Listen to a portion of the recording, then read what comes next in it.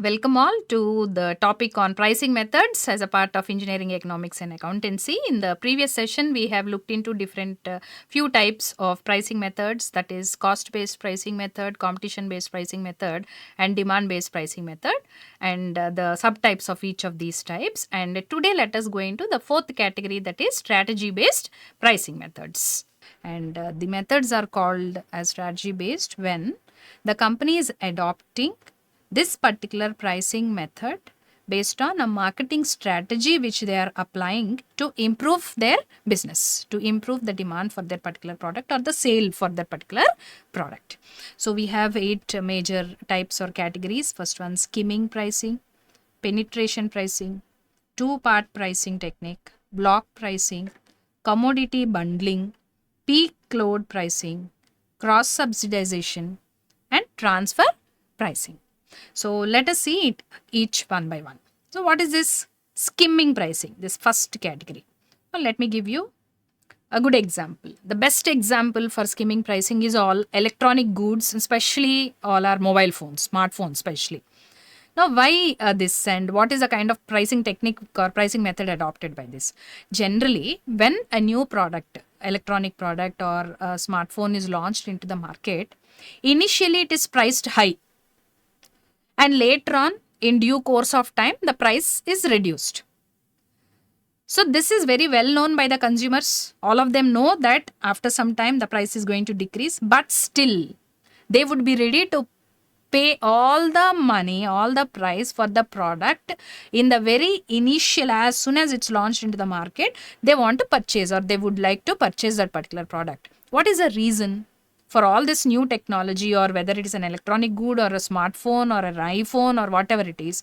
So the customer would wish to purchase it or be the first ones to purchase it because he wants to use that technology first. He wants to own that new set of features first. So he wants to be an early adopter. So this is one special category of the market, the set of consumers available in the market for any kind of a product, especially all these type of products, where the set of people whom we call the early adopters are the ones who want to adopt the new features or the new technology first in the market. They want to enjoy the new features first in the market. So they don't mind spending that extra money, though they know very well that in another month or two, the price is going to decrease. So keeping this in mind, the company would try to encash in the very first launch step itself. So if the price is less, actually customers won't even be interested because they feel it's premium purchasing it then. So this kind of a strategy which is adopted by the companies is what is called skimming pricing. That too, why the companies can price it like that? Because they're introducing a new technology into the market. They're introducing new features into the market. People will be ready to purchase with that extra money, with that premiumness in the product. So they have customers. So that's how they apply this strategy, and this strategy is called skimming pricing. And that first set of people, the early adopters, their purchases finish maybe in a month or two. All those people who are ready to purchase initially with high price, they will all finish the purchase of the product. So all these people, we call them as the early adopters. And after that, the company reduces the prices. Why now? The next set of people are actually waiting to understand the features. Already a set of people in the market have purchased, they have used, the features are good. So this next set of consumers, they are waiting to identify whether is the product a successful model or is it a failure piece, or maybe there are some complications with the model. So, and also they are waiting that the price is going to reduce. So they are waiting for the price drop and then they want to purchase. So now that next set of people who want to purchase will start purchasing that product. So that's why after the purchases by the early adopters, the company reduces the price. So for the early adopters, it is high priced, whereas it reduces later and then again a fresh set of customers purchase that particular product. Next, coming to the second. So what do we understand in the skimming pricing? The product at the time of launch in the market is priced higher, and in course of time, the price of that particular product is going to reduce.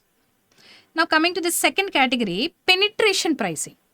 So penetration, the word itself, no, it is adopted from, no, the kind of that company is trying to kind of enter slowly into the market. It is applying a strategy to gain entry into the market. So either it offers a product at a very low price in the beginning, or sometimes it also offers that product as a free gift along with some other product. So what happens? The customers, because the product is a little at a lower cost, they try to once try it, or maybe it is offered as a free gift also sometimes. They try it, and later on, once they like the quality of that particular product and they are happy with the features of that particular product, then later on, even when the company increases the price of the product, they still continue to purchase that product. So penetration pricing is when the company adopts a procedure of low price initially and higher price later. So it increases the price later. Whereas in skimming pricing, it was the reverse. High priced initially and reduces price later. Okay. So this is the best example that all of you already know, like no, a few years back when actually the Reliance Mobile, no, when Jio actually entered into the market, almost the entire market was captured. Almost every person who was using mobiles, or almost every family, owned at least one piece of a Jio phone because it was so low priced, sometimes including the mobile offered free of cost, just because you are ready to use that particular network. Why? Because they wanted to capture, attract all the entire people available who were using mobiles to become their customers. So later on, once they are all habituated to that and all the different kind of features available through that particular mobile or through that network, or all the feasibility, the convenience of the network, once they are habituated to it and they all owned a piece of it, then later on, even if the prices increase, they would still continue to be the customers. So this company has entered into almost all the families, captured a huge set of market, almost the entire market. Of course, maybe the person had another model of a phone or maybe another network, but still they did also have this particular network with them. So this is a classic example of penetration pricing. So likewise, in different fields, in different goods and services, we find the business people offering their product at sometimes a low price or sometimes as a free gift, and trying to make the customer acquainted with their product, and then slightly increasing the price where the customer is still going to continue purchasing that same product because they like the quality or the features of that particular product. So now coming to this third type, two-part pricing. So this, the best example is where maybe in gyms or maybe beauty parlors or different salons or maybe in different resorts, people have memberships. They try to purchase a membership first, so they have to pay a certain amount of money to become a member. First, membership charges. And once they become members there, they're offered all the facilities or their features at a lesser price compared to non-members. So later on, whenever they are using any other service, they are going to pay for that particular service. So what is happening? The person is first paying in the form of membership fee, and next whichever service he is using later on, then onwards, whenever he uses any service, he is paying for that service. So what is the benefit for the company and what is the benefit for the consumer? Benefit for the company is this person becomes a member of that company. So he is going to become a loyal customer to that company. He is anyway having membership there. He knows he will get it at a lesser price. So he will permanently go there and utilize that service or that particular product.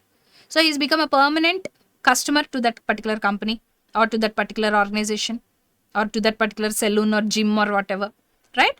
That is advantage for that particular business. Now, what is advantage for customer?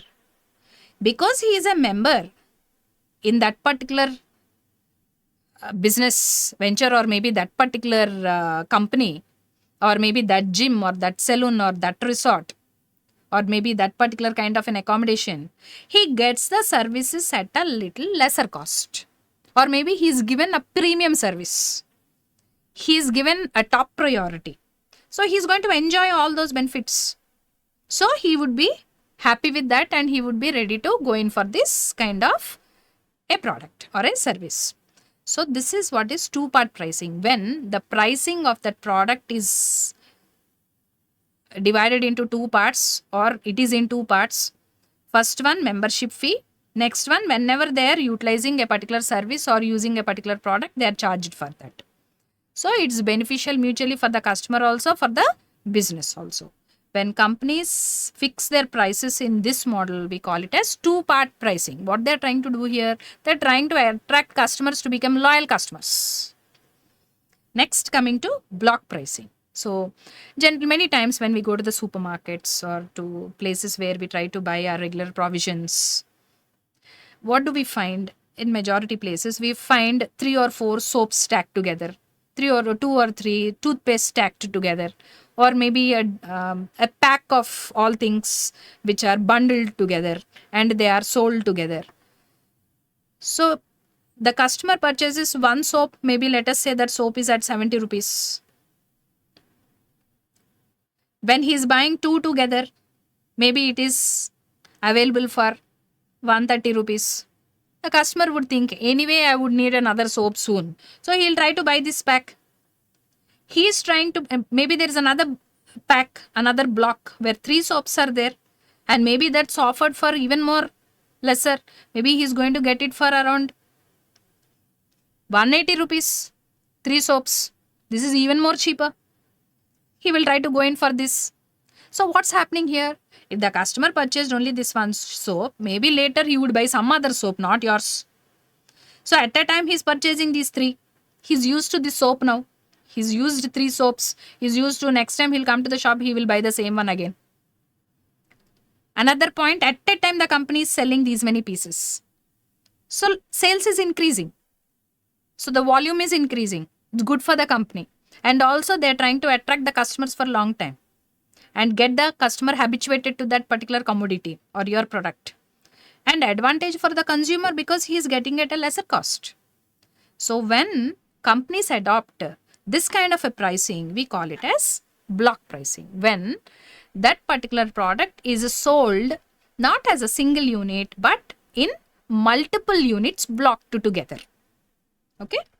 Next, coming to the next type, commodity bundling. This is a little similar but actually very different. So let us understand. So I'll give you 2 different types of examples here, especially for commodity bundling. One for a product and one for a service. Okay, 2 types. Product example as well as a service example. Now, generally, when you want to plan maybe a nice holiday trip, you have a good holiday time available, you're ready to spend, of course, and you want to go to a nice place where actually you don't know anything much about the place, but you want to go there and enjoy.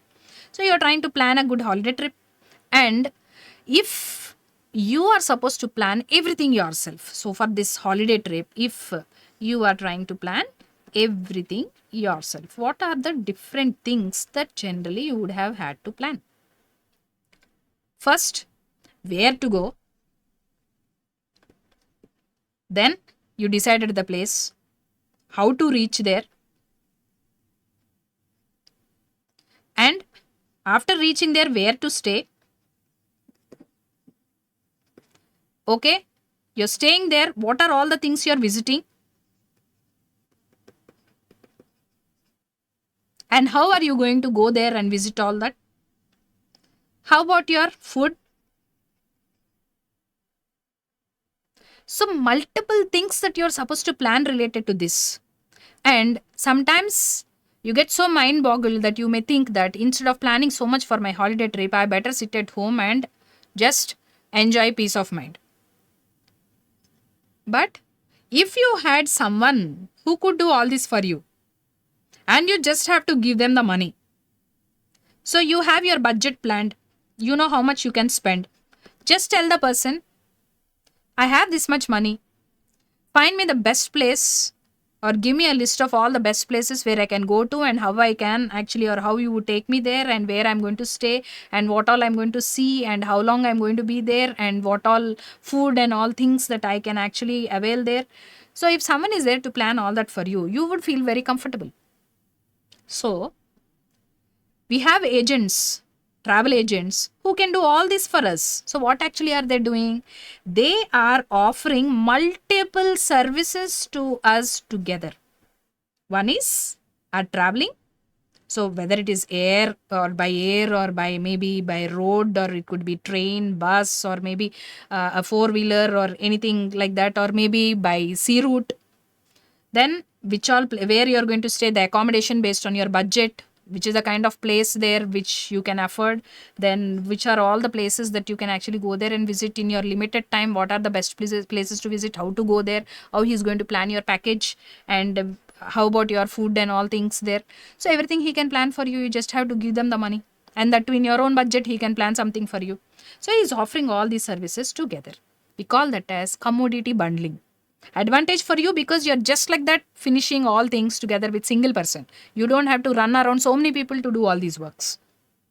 Next, advantage for that agent, he is doing multiple businesses at a time. He's offering so many services to you and he's actually operating in all those business areas, and he's making money out of all that. So it's a mutual benefit there. So when a particular pricing is fixed based on different services offered together, all services which go hand in hand, different services, one is a hotel, one is a travel, one is the different tour guide there, another one is about the food there. So everything is so different, everything is a different business and it's offered together.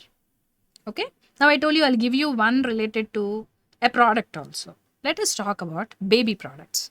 When maybe you have small children born in the family, generally, no, you don't go empty handed. You try to take some small gift along with you. Generally, what is there in that small baby kit? You have a baby shampoo, a baby powder, a baby oil, an entire complete kit, whichever is necessary for that particular baby. Otherwise, you would have had to purchase each item separately, which would cost you more. So it's bundled together nicely. That entire pack, you're simply going to purchase it as a single unit and you're going to go and give it to that particular baby.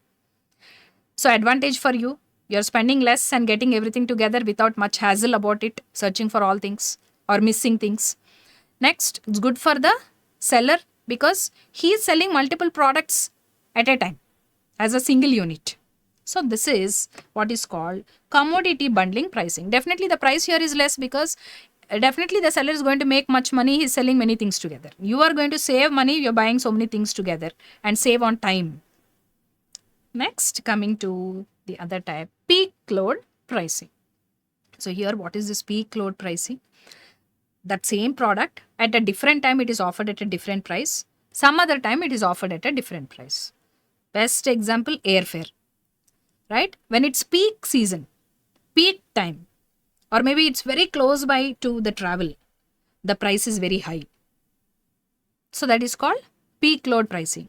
Simply our regular day-to-day travel, whether it is Uber or Ola or any kind of a travel that we try to book, a ride that we try to book, there is peak surge pricing. So actually maybe that same distance, it would be just offered at 400 normally. Now maybe it's priced at 700, 800. You have no alternative. There is so much high demand there. So this strategy they apply on spot. So this is what is called peak load pricing. Next. So what happened here? Based on that heavy load at that particular time, the price automatically changes. The heavy requirement at that particular time. Next one. Cross-subsidization pricing. So when companies sell two products together and they understand that both of the products are required by the consumer. If any one of the product they have to sell, if there's no alternative, deliberately they're supposed to sell it at a lower price, what they do, they don't try to sell things at loss. They try to make up for the loss or maybe that lesser profit they're getting on one of the commodity. Two things they're selling together. On one of it, whatever they are feeling they're losing, they try to recover by increasing the amount over the other. So let us take an example here. It could be a type of maybe a computer system which needs a particular software. Maybe he had to reduce the amount of any one of them because of heavy competition outside. But that particular one cannot operate without the other. Software you can't operate without this particular system. This system you can't operate with this without this software. So if any one of the price he is supposed to compromise, that particular producer or that seller, that vendor would try to, or when he tries to recover that loss amount over the other commodity, other product he is going to sell along with this together, we call that as cross subsidization. So it is called cross subsidization. Another very good example for this cross subsidization is our electricity charges. So how electricity charges? See, whether you are aware or not, majority of you would be aware, the agricultural sector, the electricity charges are different. The domestic purpose,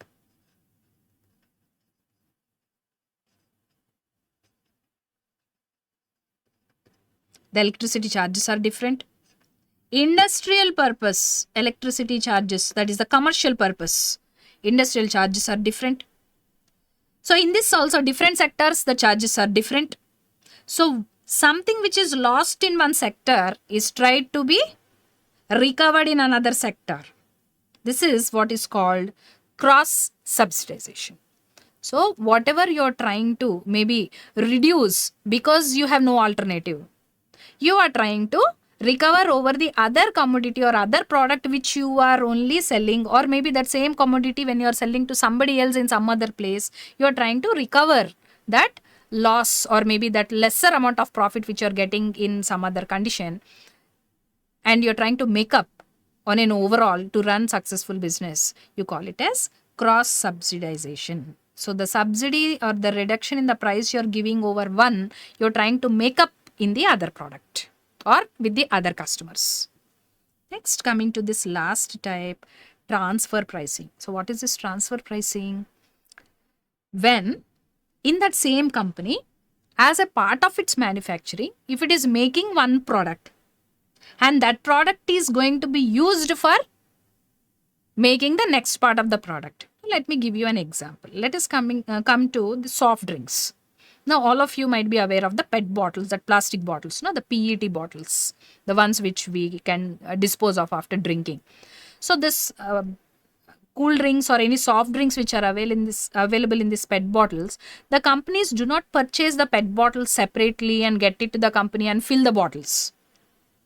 But the company which is manufacturing that cool drink in the PET bottle, apart from manufacturing that soft drink inside, is also manufacturing the bottle.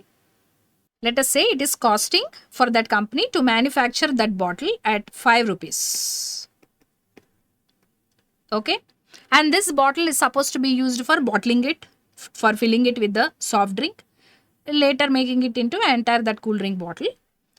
And then it's going to be sold maybe outside in the market at 25, 30, 40 or whatever is the price they are fixing. So this rupees 5, which is the cost price, this is the cost price of that particular bottle which is made in the same company. It has to move to the next section or maybe to the next branch where it is going to be filled.